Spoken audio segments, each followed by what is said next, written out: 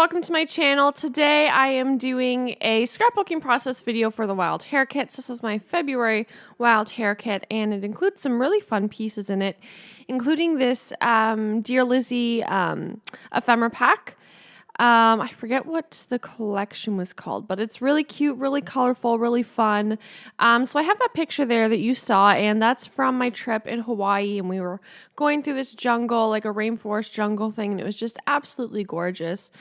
So I thought it would be fun to use some bright colored watercolors that match some of the pieces from this Dear Lizzie collection. And I'm hoping to use that Be Here Now piece that you see in the bottom left. And it has a lot of like florals and plants and stuff in it, which matches the picture pretty perfectly and really goes with the theme.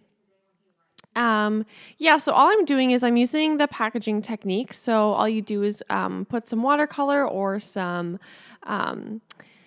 mist sprays or whatever onto a piece of packaging and then turn it over and kind of kiss it to the page. Kissing is a term that Vicky Booten uses a lot. I know that. So that's what I'm using. And then I wanted to add a little extra color because it wasn't quite as bright as I'd wanted it. And I wanted it to move around a little bit more. So I'm just using my brush to kind of spread the paint around and to help it out a little bit. So I'm using the blue and the green, which are two colors that are in that ephemera pack. And I thought would coordinate nicely with what I was going for. And I kind of just wanted to drip around a little bit, and I want to add paint splatters, and it's going to look pretty messy. I didn't really fill in that middle part much just because I knew that's where my picture was going and that there were going to be a lot of embellishments and stuff. So if you have a heat tool like this or a blow dryer, you can really help it to move around the drops and stuff to make it look like how you want. So you have a little bit of control over it versus when you air dry it. So I'm just moving it around a little bit and letting it dry, at least for the most part, so that I can start working on it and have a background ready. If you do a lot of mixed media or you do art drilling or anything like that, a heat tool is a good thing to invest in my opinion. It doesn't cost a lot of money from what I can remember at least, but it is a good tool to have in your stash. I don't do a lot of mixed media, but when I do, it definitely saves a lot of time. Now, I did put gesso on the back of my paper, and my paper did warp a little bit, but once this layout was in the binder, it kind of could flatten out a little bit, which helped, but it was still kind of annoying that it was like that. But oh well. So I'm going to put my picture on the right side of the page because I was looking to the left. So I wanted it to be like looking into the page. And I'm just kind of going to lay it out how I was thinking. I had a lot of big layering pieces and frames in this ephemera pack yet that I still haven't used. So I thought that was kind of a good place to go with this. I was going to use some chipboard to put the picture up and elevate it, but then I realized that there's just so many layers. I didn't really need to add that extra dimension. And I'm going to put this kind of in a diagonal pattern across the page. And it does cover up a lot of the a lot of the watercolor, but that's okay. That's kind of what happens when you do a background. You don't really anticipate on exactly what you're going to cover up. So, you know, it is what it is. It's all good. So that's kind of my base layer, and I'm going to go from here and try and figure out, where I want to go from here and what I want to do next.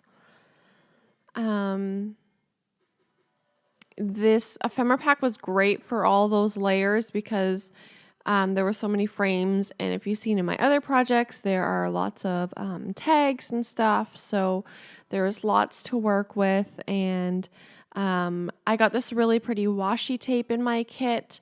It's, one sec. Sorry, excuse me.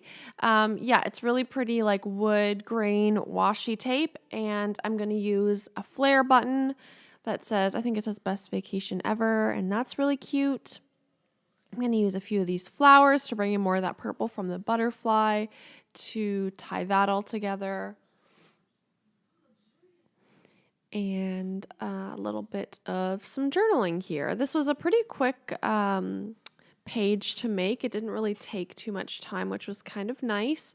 I could get it all done, and another page in my scrapbook album complete, so that's always good. Yeah. What else will I put?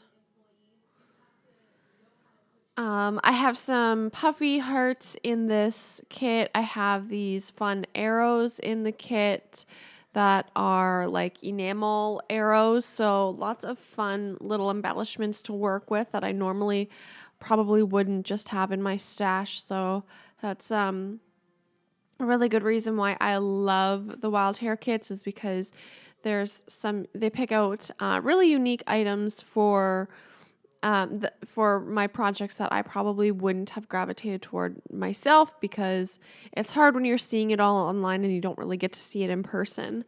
If you want more information about the Wild Hare kits, I can't remember if I mentioned that's the kit I'm using.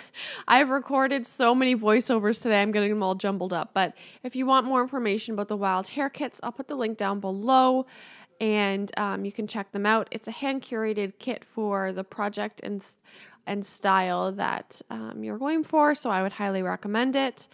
Since I did journaling with a black pen, I thought to bring in more black, I would outline the page, and there was just, I don't know, it just really felt like it needed that outline, and I think that really finished it off.